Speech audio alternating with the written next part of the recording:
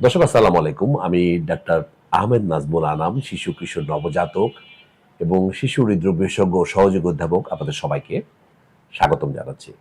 দর্শক, আজকে আমি যে ভিডিওটি নিয়ে আলাপ করব সেটা হচ্ছে বাবুদের কষা পায়খানা বা কনস্টিপেশন নিয়ে একটি বিজ্ঞানসম্মত আমি একটা চার্ট আপনাদের দেব।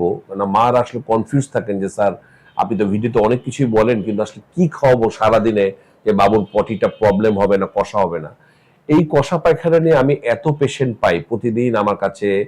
মা বাবারা আসেন যে স্যার বাবু তো 3 দিন 4 দিন ধরে পায়খানা করে না এবং যেদিন করে এত কষ্ট হয়।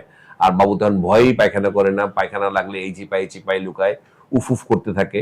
তো আসলে এগুলোর কারণ হচ্ছে বাবুর পায়খানাটা শক্ত হার্ড বলের মতো হয়ে গেছে এবং যখনই সে পাস করতে যায় তার ব্যথা লাগে, সে আরো চেপে আটকে রেখে দেয়, যার ফলে পায়খানা সে নিজেই ধরে রেখে দেয় এবং পায়খানা লাগলে সে দেখবেন এই চিপাই লুকাচ্ছে, করতে চাচ্ছে না। তো আজকে আমি আপনাদের একটা পূর্ণাঙ্গ একটা চার্ট দেবো, সারাদিন আপনি কি খাওয়াবেন, তাহলে এইটা যদি আপনি ফলো করতে পারেন আমি বলবো যে চমৎকার কাজ করবে। এবং কোন খাবারগুলো কনস্টিপেশন বাড়ায়, যেগুলো আমরা ভুল করে খাওয়াচ্ছি, সেটাও কিন্তু আপনাদের আজকে জানাবো। আশা করছি অত্যন্ত গুরুত্বপূর্ণ, ইনফরমেটিভ, যেই শব্দ ব্যবহার করুন আমি বলবো সেটি আপনারা দেখবেন এবং অন্যদেরকে প্রয়োজনে শেয়ার করবেন। তো আমরা বলবো যে প্রথমে যে যদি আমরা সকালের নাস্তায় বলি, সকালের নাস্তায় আমরা অবশ্যই ওটস দেব। এর ভিতরে বিটা গ্লুকাগন এবং যে ফাইবার, প্রচুর ফাইবার আছে এবং এই ফাইবার বাবুদের পায়খানা কষা কমাতে সাহায্য করে। আপনি জানেন যে আমি সবসময় বলি একটা বাবুর অন্ত্রের বা ইন্টেস্টাইনের হেলথ ভালো আমি কিভাবে বুঝবো, যখন আমি বুঝবো তার সে প্রচুর ফাইবার খাচ্ছে। তাহলে আপনি ওটস তৈরি যে কোনো রেসিপি করতে পারেন। সকালে আপনি ওটস আপনার বাবাকে খাওয়ান। এই ওটসের সাথে আপনি আগের রাতে ভেজানো কিছু আপনি যদি কিশমিশ দিয়ে দেন এবং তার সাথে আপনি ঘি আধা চামচ ঘিও যোগ করেন। এই ঘির ভিতরে বুটারিটিক অ্যাসিড আছে। এই অ্যাসিড কিন্তু আমাদের পায়খানা নরম করতে সাহায্য করে। তাহলে এগুলো কিন্তু বিজ্ঞানসম্মত ব্যাপার। তাহলে আপনার বাবুকে আপনি ওটস দেবেন। ওটস দিয়ে আপনি বিভিন্ন রকম রেসিপি আপনি তৈরি করুন আপনার মতো করে। আমি বলবো আপনি যদি কিশমিশ দেন এবং ঘি যোগ করেন তাহলে সেটি আরো বেশি কার্যকরী হবে। আমরা বলবো সকাল 11টার দিকে একটা মিড মর্নিং স্ন্যাক্স, সেটির ভিতরে আপনি অবশ্যই পাকা পেঁপে দেবেন। পেঁপের ভিতরে প্রচুর পরিমাণে ফাইবার আছে। কিউই ফল একটু এক্সপেন্সিভ, কিন্তু কিউই ফল যদি আপনি দেন আপনার বাবুকে তাহলে কিন্তু সেটি আপনার বাবুর পায়খানা কষায় অত্যন্ত ভালো কাজ করবে। সুতরাং এই এই ব্যাপারগুলো আপনারা খেয়াল রাখবেন। আর আমি বলবো যে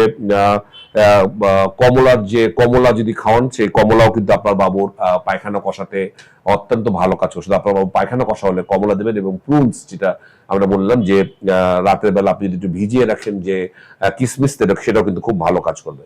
দুপুর বেলা আপনি ডাল ভাত দিন, তার মধ্যে আপনি পর্যাপ্ত সবজি আমি দিতে বলবো। আসলে বাবুরা এখন কিন্তু সবজি খেতে চায় না। তো সুতরাং সবজি আপনার বাবু যদি দেন, সবজির ভিতরে প্রচুর পরিমাণে ফাইবার আছে। আপনি বাবুকে ব্রকলি দিন, বিভিন্ন ধরনের শাক দিন। পালং শাক তো খুবই ইম্পর্টেন্ট আমরা বলবো। তো সেগুলো যদি আপনি দিতে পারেন, ফাইবার প্রচুর পেলে কিন্তু বাবুর পায়খানাটা ভালো থাকবে। আপনি খিচুড়ি তৈরি করেন এবং অবশ্যই যেটা বলেছি আপনি যদি ঘি দেন, সেটা কিন্তু পায়খানা নরম করতে সাহায্য করবে। বিকালের দিকে, সন্ধ্যার দিকে যে স্ন্যাক্স আমরা বলবো, আপনি দই দেবেন। দইয়ের ভিতরে প্রচুর প্রোবায়োটিক্স আছে, যেটা বাবুর ইন্টেস্টাইনকে ভালো রাখতে সাহায্য করবে। আপনি দইয়ের সাথে শশা গ্রেট করে একদম রায়তা বানিয়ে দিন। এই দুটা কম্বিনেশন কিন্তু বাবুর পায়খানা কষা কমাতে সাহায্য করবে। দইয়ের সাথে মিষ্টি আলু একদম ম্যাশ করে আপনি যদি দেন, তাহলে আমি দেখেছি বাবুদের পায়খানা কষা খুব সুন্দর কার্যকরী ভাবে স্তীমিত হয়। আপনি দইয়ের সাথে স্ট্রবেরি দিতে পারেন, এক্সপেন্সিভ স্ট্রবেরি। আপনি স্ট্রবেরিও কিন্তু বাবুর কষা পায়খানা কমাতে খুব সাহায্য করে। রাতের বেলা একই রকম ভাবে দুপুরে যা খাইছেন আপনি দিতে পারেন ডাল ভাত। এবং আমি বলবো সাথে আপনি একটু যে হোল গ্রেইনের যে রুটি, আমরা বলবো যে ময়দার রুটি না দিয়ে আপনি যে আটা রুটি দেন, সেটি আরো বেশি ভালো কাজ করবে।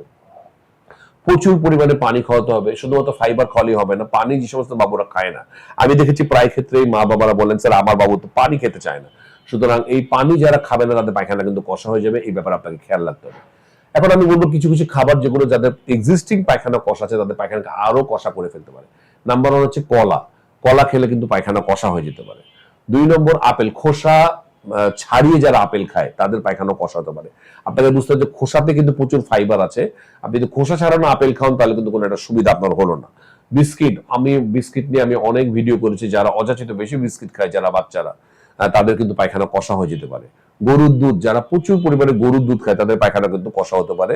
যাদের ইতিমধ্যেই পায়খানা কষা আছে তাদের কিন্তু আমি বলবো যে গরুর দুধের পরিমাণ বরং কমিয়ে আনাটাই ঠিক হবে। যেমন যেটা খুবই ইম্পর্টেন্ট লাস্ট, যে জাঙ্ক ফুড, যারা জাঙ্ক ফুড বেশি খায়, বাইরের পেপসি, পিজা, বার্গার, কোক, এগুলো ফ্রেঞ্চ ফ্রাই, এগুলো যারা খাবে তাদের এই সমস্যাগুলো বেশি হবে। তো আমি বলবো যে আজকে আমার যে রেসিপি সেটা আসলে 1 বছরের পরের বাবুদেরই আপনারা অ্যাপ্লাই করতে পারবেন। আমি নিশ্চিত যে পায়খানা কষা যদি ক্লিয়ার থাকে তাহলে বাবুর কিন্তু অ্যাপেটাইটও বাড়বে। মারা এসে বলেন স্যার একটা রুচির ওষুধ দেন, কিন্তু পরে দেখা যাচ্ছে রুচি কিভাবে পাবে, তার তো পায়খানা কষাই থাকে, তার পেট সবসময় ভরা থাকে, তাহলে কোনো লাভ নাই। আপনাকে প্রতিদিন বাবুর হ্যাবিট করতে হবে, সকালে অবশ্যই ঘুম থেকে উঠে সে সে টয়লেটে যাবে এবং সে পায়খানাটা রেগুলার ক্লিয়ার করতে হবে। তো দর্শক, আমি আবারও মনে করে দিচ্ছি, ফাইবার জাতীয় খাবার, পর্যাপ্ত পানি, সবুজ শাকসবজি, এই ধরনের খাবারগুলো যদি আপনার বাবাকে খাওয়াতে পারেন তাহলে কিন্তু বাবুর পায়খানা কষা থাকবে না, বাবুর পায়খানাটা সুন্দর হবে এবং তাহলে সে ব্যথা পাবে না এবং ভয়ে সে পায়খানা যে আটকে রাখার প্রবণতা সেটিও তার কমে যাবে, তারপর রুচিও বাড়বে। আজ এ পর্যন্তই। আপনার বাবুকে আপনি কষা পায়খানার জন্য কি খাওয়াচ্ছেন আপনি জানাতে পারেন।